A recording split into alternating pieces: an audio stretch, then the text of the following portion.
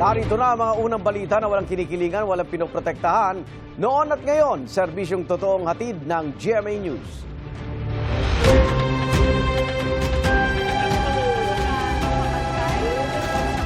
Yung wala na naman ho dito. Unang balita.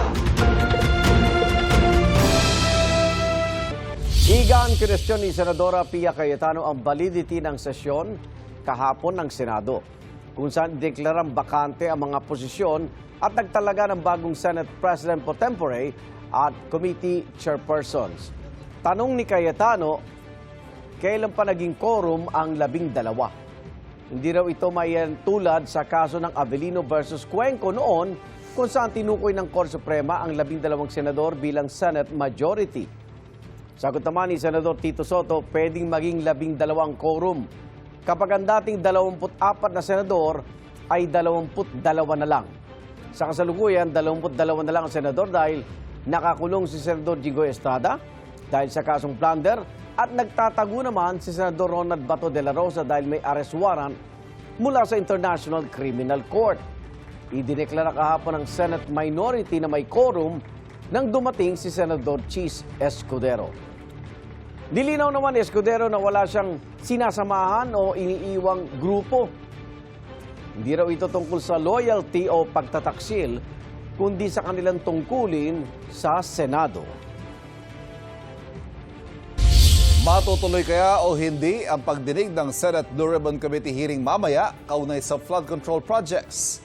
Ayon kasi sa bagong chairman ng komite na si Senador Erwin Tulfo, sa Lunes, June 8 na ang pagdinig. Ang git naman ni Senador Alan Peter Cayetano, tuloy pa rin ang pagdinig ngayong araw. May unang balita si Ian Cruz. Ngayon sana ang nakatakdang pagdinig ng Senate Blue Ribbon Committee sa ilalim ni Senadora Pia Cayetano bilang chairperson.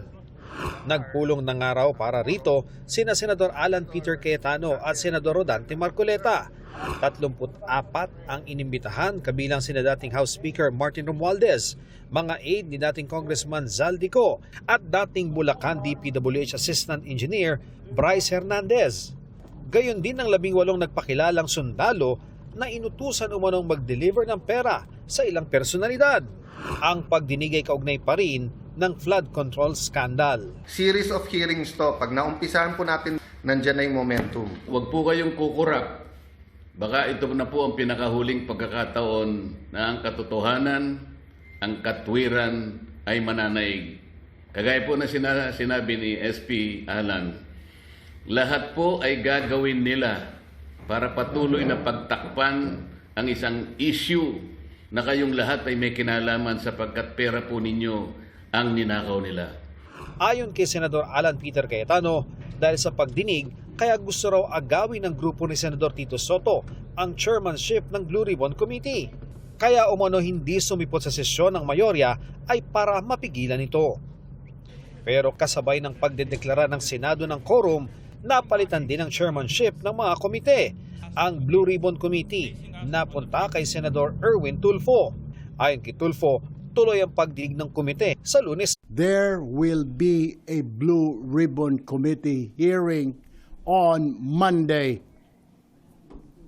We are just moving the scheduled date to prepare all members. Matter of fact, I declare and I manifested that all members of the Senate, be in the majority and the new minority now, they are all members of the Blue Ribbon Committee para wala pong masabi na ika nga may hokus-pokus. Git ni Tulfo, hindi naman nila hinaharang ang naunang itinak ng hearing ng Blue Ribbon. Pero kailangan pa raw kasing pag-aralan at konsultahin ng lahat ng miyembro ng komite para malaman kung sino ang mga dapat imbitahan sa pagpapatuloy ng investigasyon sa flood control scam. Pinuna rin ni Tulfo ang ginawa ng paksyon ni Cayetano sa pagdesisyon at pag-imbita sa mga resource person. You do not give it out to the media. You give it to the members first. Ang nangyari po, yung lista na sinasabi nilang invited sa Blue Ribbon, hindi po dumaan sa tamang process. It should have been given first to the members para kung may idadagdag, may ipapabawas doon, sabihin hindi, wala ito.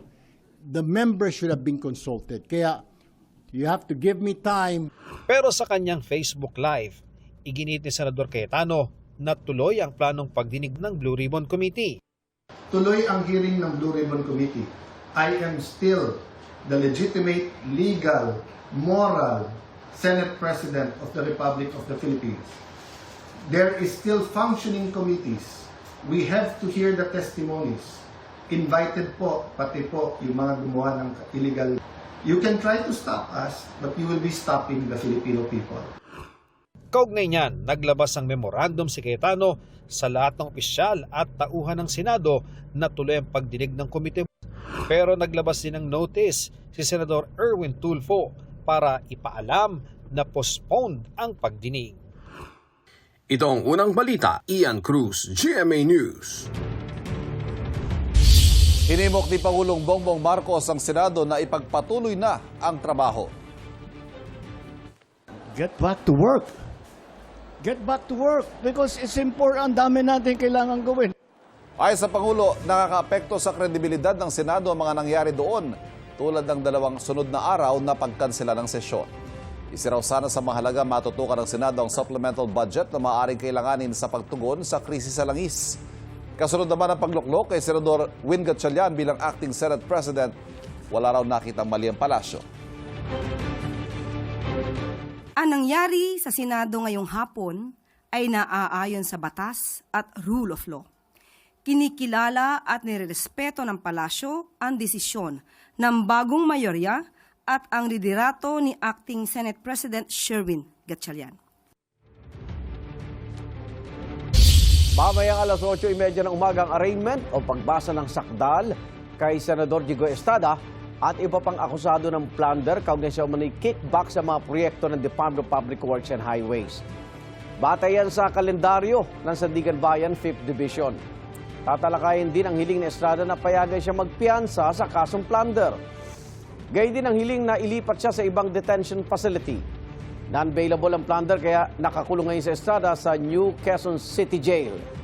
Ang kapwa-akusado ni Estrada na si dating DPWH Secretary Manuel Bonoan inilipat muna sa pribadong ospital. Ayon sa PNP, tumaas ang heart enzyme si Bonoan na posibleng indikasyon daw ng sakit sa puso. Kulang daw ang mga pasilidad sa PNP General Hospital kaya inilipat ng ospital si Bonoan. Pag-uusapan din sa Sandigan Bayan mamaya, ang hiling ni Bonoan na isailalim siya sa hospital arrest. Mamayang hapon naman ang arraignment nina Estrada, Bonoan at 3 pang akusado para sa kasong graft, kaugnay pa rin sa DPWH projects. Kaliwat kanan ng pagbaha sa ilang panig ng bansa dulot ng masamang panahon. Binahang ilang taga Sitio Batinay, Manggahan sa barangay Tagpangi, Cagayan de Oro City. Umapaw kasi ang ilog doon dahil sa malakas na ulan. Nahirapan makatawid ang mga residente papunta sa sentro ng lungsod dahil sa lakas ng ragasan ng tubig. Hiling nila mapatayuan sila ng tulay. Binahari ng ilang bahagi ng Tagbilaran, Bohol. Hindi na kayanan ng drainage ang malakas na ulan doon kagabi. Matinding putik naman ang sinuong ng mga motorista sa barangay Marayag sa Maragusan, Davao de Oro. Pahirapan ang pagdaan doon lalo na ng mga nakamotorsiklo.